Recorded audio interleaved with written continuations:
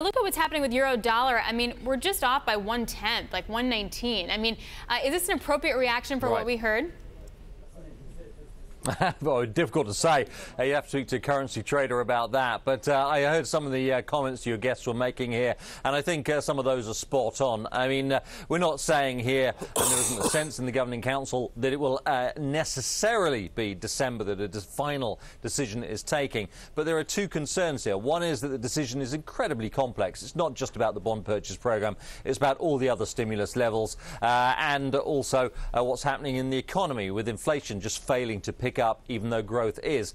And the second issue is that some governors are nervous that they're not seeing much inflation. They're seeing fragile growth, and they're worried that any sign that bond purchases are about to be tapered anytime soon will derail their own efforts. So, Paul, are we at risk here that the ECB is going to be forced to move because of actual technical constraints, even if the consensus is growing they might not want to?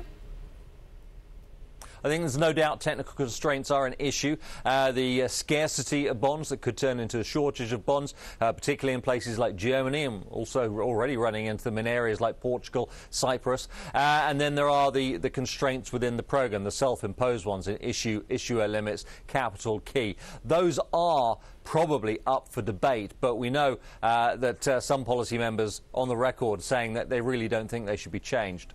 Why leak this now, Paul? Why what, sorry? Why is this coming out now?